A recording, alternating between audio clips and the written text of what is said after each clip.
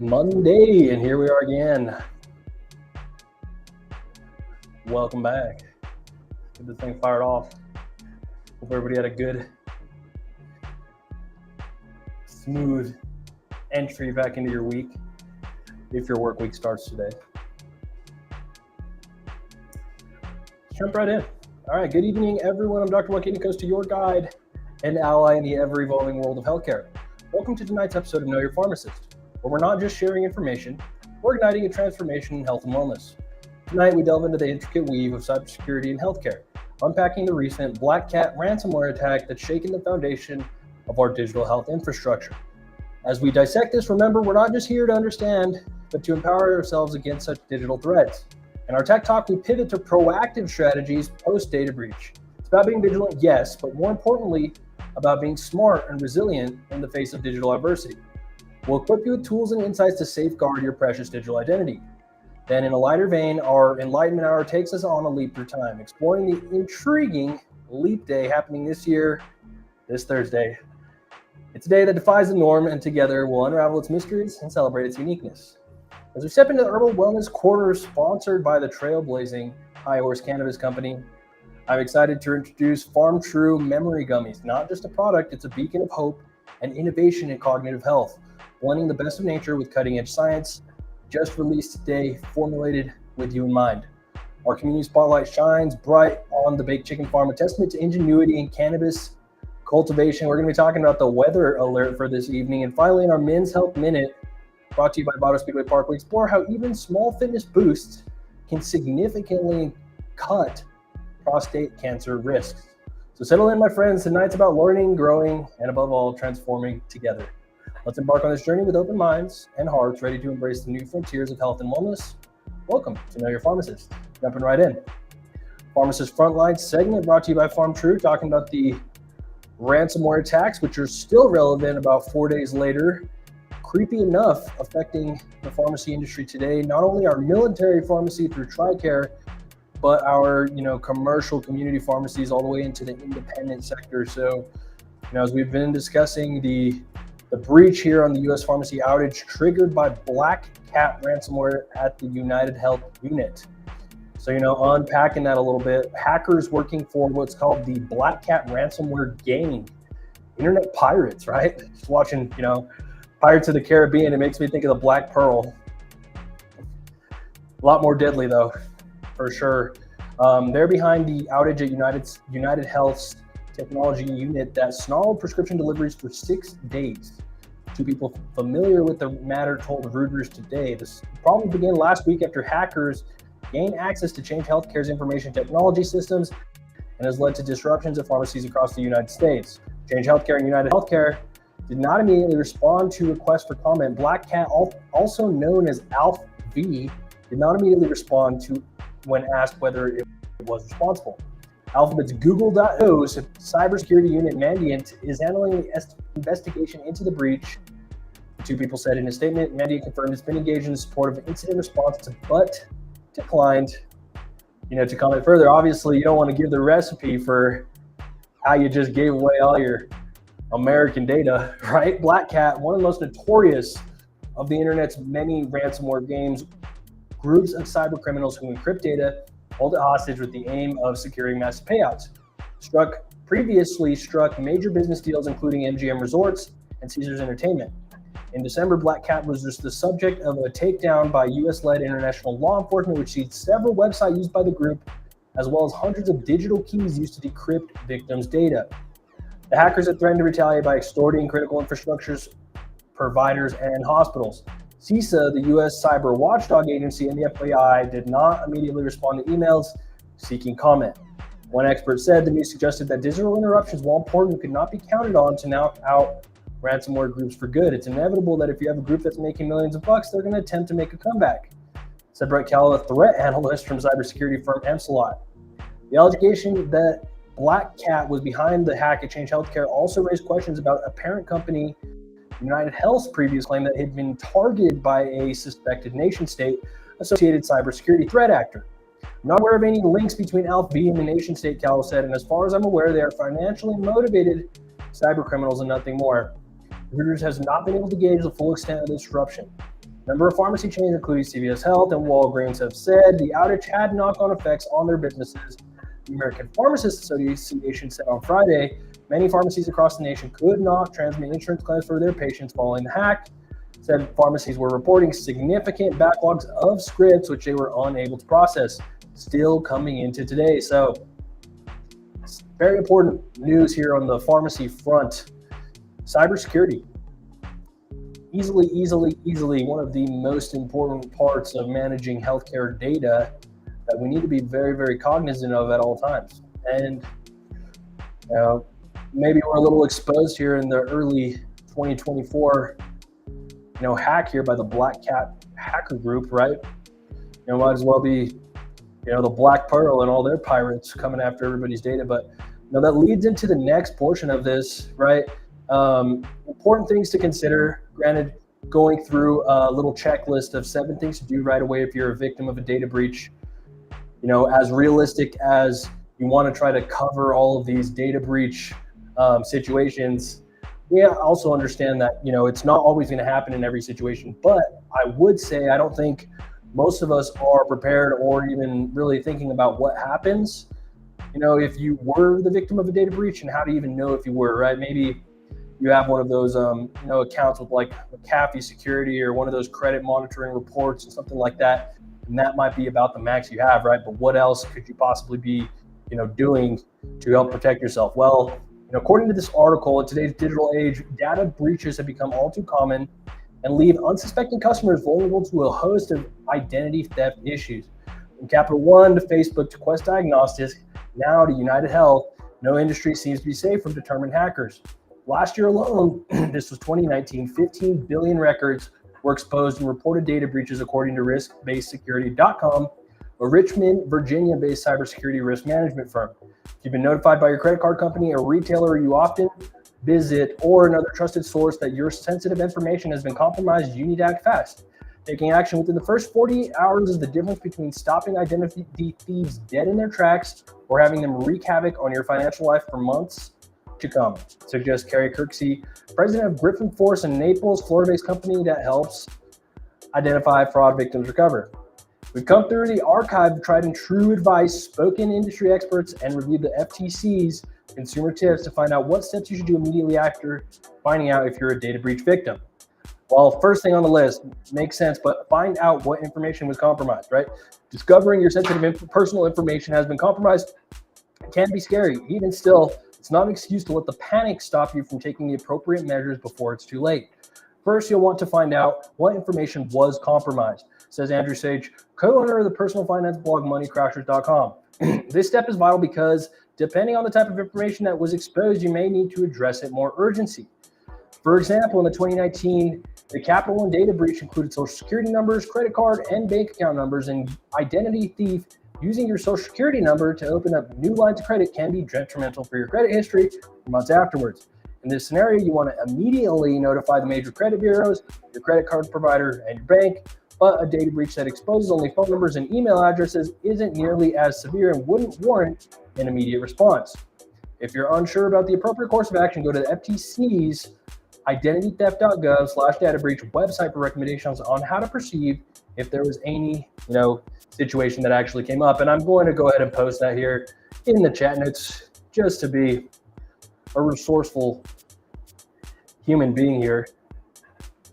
And I'll give you guys a quick look at what the page looks like. Federal Trade Commission, identitytheft.gov.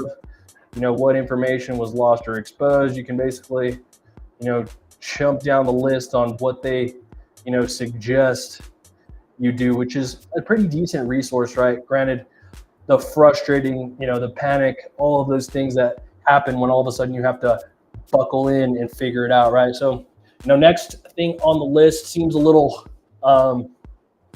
standard practice, but change your passwords, right? Big one if you've been exposed.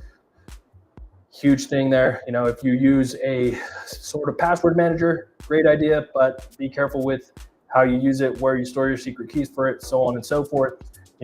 Having a master password in that regard can be advantageous, but if you're not, in control of your passwords, then you're going to get into a pinch, because you never know when you don't have that secret key and all of a sudden you need it, right? You lose your phone, you had it already memorized one way, and then all of a sudden, something changes. So other things you can do: sign up for transaction alerts. It's not a bad one. Seems pretty straightforward. Some people get frustrated by notifications on their phone all the time, but if you're going to set a notification up for, Facebook or text, you might as well set a notification up to know if any of your accounts spent money that you weren't intending to spend, or, you should probably know when you're spending money, right?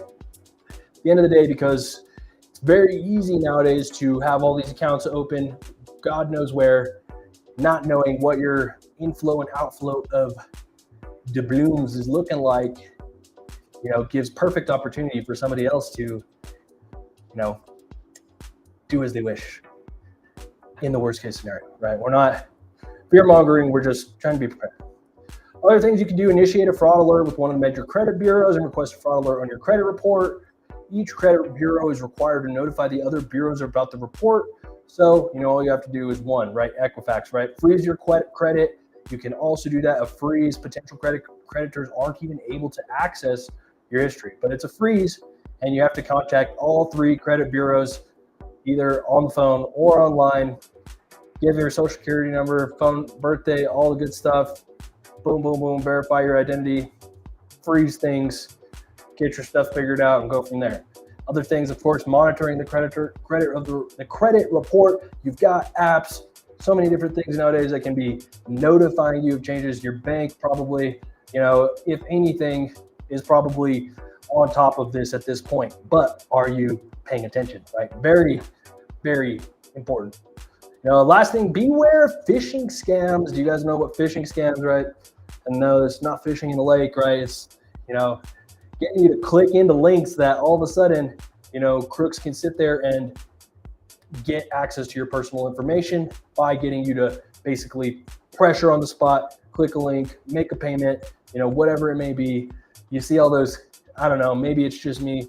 You get fake links for USPS packages, sign in right here, whatever it is. They try to get your Google accounts, they try to get your emails, sign into Facebook right here because you have an unpaid Facebook ad. Get in there right away and go pay it. And it makes you feel like, oh shit. But it's just a scam, right? And especially our most vulnerable are the ones that aren't able to perhaps process that so quickly and might just get caught up real quick. So, this is that reminder to try to be extra vigilant out there in a time of crazy amount of progression on the technological side of our existence, for sure, because we are becoming very harmonized, with all the tech. So it is what it is. All right, guys, let's take this back a couple notches and, enjoy ourselves a little bit. Why do we leap day? We remind you so you can forget for another 4 years. So this Thursday, leap year, February 29th, some people have superstitious things. We get an extra day this month. Yay! 2024 is a leap year, which means February has 29 days. This morning, we investigate why. So the leap year is a really fascinating astronomical phenomenon, if you can call it that. Jackie Farity is an astronomer at the American Museum of Natural History in New York, and she does call it that because she's got the math.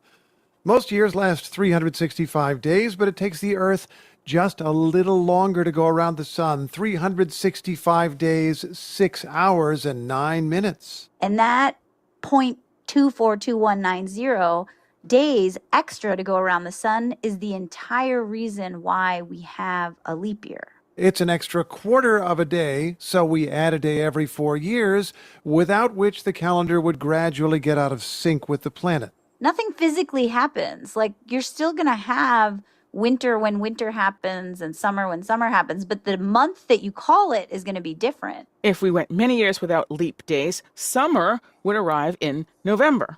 This is as much a history lesson as it is anything else, because it's the history of how we started using calendars and how we started needing to keep track of time.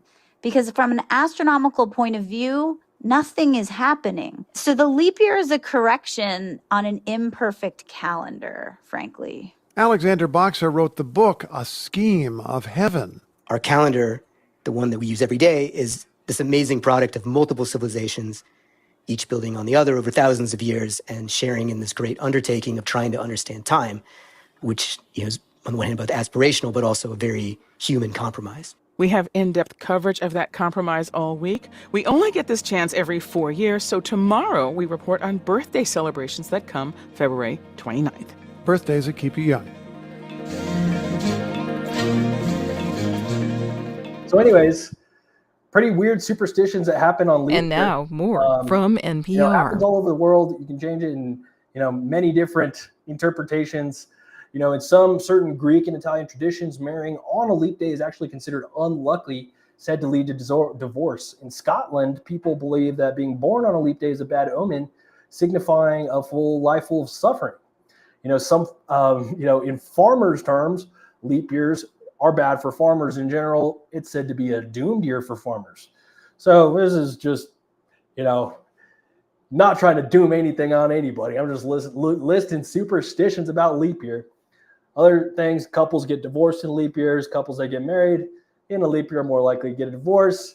The last one, couples getting divorced in leap years don't find happiness for the rest of their lives, according to folklore. Believe it or not, Thursday, find out. Try to get, I've heard of people actually getting married this Thursday, specifically for leap year. Perhaps they're part of a tradition that they're not Greek or Italian, right? So, be it what it is. If you want it to be your day, have at it. So you only get this once every 4 years. Otherwise, what would happen? A whole lot of calendar imbalances, right, guys? Would we even know what time is anymore? Man, we seem to manage moving around daylight savings time and all kinds of things all over the place. So who has any idea what a quarter of a day, 6 hours, is like every 365 days? But apparently, superstition has it. All right, let's jump into our Herbal Wellness Corner. Talking about memory, guys. Wanted to go over today in our Herbal Wellness Corner, brought to you by High Horse Cannabis Company. My company, FarmTrue, actually just released our newest innovation that we are incredibly excited to roll out today. That was our memory boosting gummies, our FarmTrue Memory Vital gummies. So we have specifically designed gummies that are based to help patients with dementia. Yes, that's what I'm talking about. When it comes to dementia, patients with dementia can be experiencing plenty of different behavioral changes, cognitive decline, and memory loss, all happening during the aging process. And what can we do? Try to decrease some aggression, decrease irritability, help to manage symptoms, help to improve rest, which helps to improve cognition, right? Helping to improve memory, so on and so forth. So in terms of how did we come up with these gummies, guys? These gummies are based off of clinical evidence on cannabis in dementia care, in Alzheimer's care, in memory care, in senior care. So you're looking at some really, really interesting things here. So we have the stage 1 gummies. So it's a 3 times a day dosing. Stage 1 gummies and stage 2 gummies, they're a little bit different in terms of their formulation. But the thing is, stage 1 gummies and stage 2 gummies, it's all 3 times a day, morning, afternoon, and evening. So you see the gummies on the right, the memory soothe and the memory calm. These are your stage 1 gummies. On the bottom are your stage 2 gummies. So if stage 1 doesn't work, you obviously upgrade to stage 2. But what are these gummies, right? So the stage 1 gummies, the Memory Spark, they're taken each morning and afternoon, containing 8 milligrams of CBD and 2 milligrams of THC. Then there's the Memory Soothe gummies, which comprise of 5 milligrams CBD and 2.5 milligrams of THC for rest. Purpose of the gummies, to gently introduce cannabinoids, providing cognitive support and soothing effects. Then you have the Memory Ignite and Memory Calm gummies. For morning and afternoon doses, the Memory Ignite here on the left, 5 milligrams of CBD and 5 milligrams of THC, as opposed to the stage 1, which is 8 milligrams of CBD and 2 milligrams of THC. So as you can see, evens out a little bit. The evening dose Memory Calm includes 10 milligrams of CBD and 5 milligrams of THC. So doubling that dose, stronger blend for further advanced support. So where you're looking at this, I'm reading to you guys from our FarmTrue blog, farmtrue.care. You got the blog right up on the top. Our latest blog is talking about the memory gummies. If you want to extra read all about it, Got that posted up today. If you want to come and get, the gummies, you can obviously come down to our dispensary. Tomorrow's 2 for Tuesday. Buy one, get one half off. Anyways, formulation of these memory gummies inspired by various clinical studies. So check this out. Low and moderate doses of THC. Research has shown that THC dosing from anywhere 2.5 milligrams to 25 milligrams effectively reduces dementia symptoms and are generally well tolerated. CBD and THC, as I've talked about so much, the synergistic effects, combining them enhances that therapeutic effect of, THC without psychoactive effects, which is something we do not want, where we're looking at, irritability or any other psychoactive symptoms that we really want to avoid in our dementia patients. Other things, inclusion of CBD, really recognized for its neuroprotective properties. CBG in the evening doses aims to specifically promote restful sleep in addition to support memory through cognitive rejuvenation. So you want to know a little bit about the clinical evidence.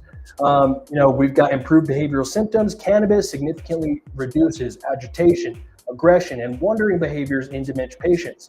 Some studies have also observed improvements in cognitive abilities as well as daily living activities, which is a big support to overall memory function.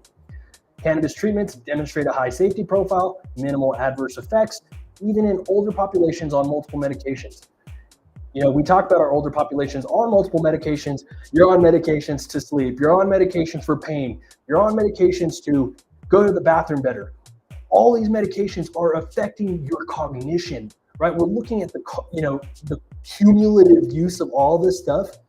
It does not help the aging process, right? Cannabis has so much more therapeutic potential because it's not damaging the body in so many different ways, right? The best thing that you're going to have, on the market right now, like donepezil, you don't have much, guys. You've got anticholinergic, inhibitors, and that's basically about it in terms of memory care right now. And they're really not that great, right? Where you're looking at diet, exercise, trying to do that work before you hit the aging stage. Well, what can you do in the aging stage to help attack the inflammation, which is, an underlying factor of the disease progression, right? And help to increase the quality of life, the motivation to want to live, which also helps increase cognition, right? Simply just by that associative factor. Literally, you have so much, risk benefit to evaluate there against all the other substitutions that you would have to address multiple facets of the aging process, whether it's chronic pain, sleep, anxiety, memory. You've got, a pill for all of it. Well, what if you could do cannabis and non-pharmacological activities and proper support, proper education, and actually get off some of this crap that is leading to further sedation, lower quality of life, being a mute, all these things that you don't want for yourself or your loved ones, right? So we've got them now, coming out tomorrow. Come on down, come check them out. Talk to your seniors in the senior homes. We've got plenty of different reasons for, pushing things for our older or more frail aging population, right? We respect, the time that these people have put on this earth, the work that they have put in over the years to earn Social Security, so on and so forth. All we can do is try to give you back some of your time, at an affordable price. For sure, and that's the best we can do, and use science effectively, especially when, Big Pharma is doing its best to crush it and to suppress it. But the little guy will find a way. And the little guy just so happens to be cannabis. The big guy is opioids. The big guy is benzodiazepines. The big guy is Big Pharma, right? Little guy, that's where it's at. Let's talk in our community spotlight, brought to you by the Big Chicken Farm. Guys wanted to say, hey, the Department of Defense alert tonight issued a high wind warning, including White Sands missile range, 11 p.m. tonight. 70 plus mile per hour winds in the mountains and east slopes. Damaging winds will blow down trees and power lines. Widespread power outages expected. Travel will be difficult, especially for high profile vehicles and precautionary actions. Remain in the lower levels of your home during the windstorm and avoid windows. Watch for debris, down power lines, and tree limbs. Just a little bit of a weather warning for the evening up in the East Mountain Range and all of you guys up and out there. I don't know if some of us down in the valley are going to have the same issues, but for your friends out there, for those commuting in the morning, all very important things.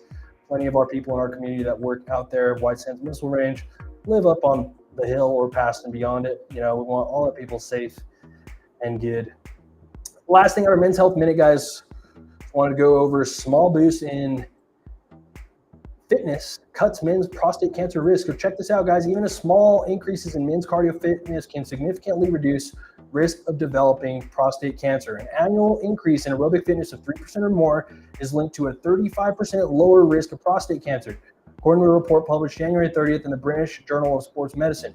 Improvements in adult men should be encouraged and may reduce the risk of prostate cancer, who included the research team led by Dr. Kate Bolam, an exercise oncology researcher with the Swedish School of Sport Health Sciences, GIH Stockholm. Guys, we're talking about moving around. If you're over the age of 45 or right around that age, go get your PSA test. That means your prostate check, the blood test. Go get it taken care of. Go get your other labs taken care of. Get in front of that early prostate cancer, preventable, treatable, very livable. Let's address it. Let's be great. Let's do good. Bruce Pickens, yes, sir. Cannabis got him off his painkiller. That right there, music to my ears, young man. Thank you very much for sharing. I hope everybody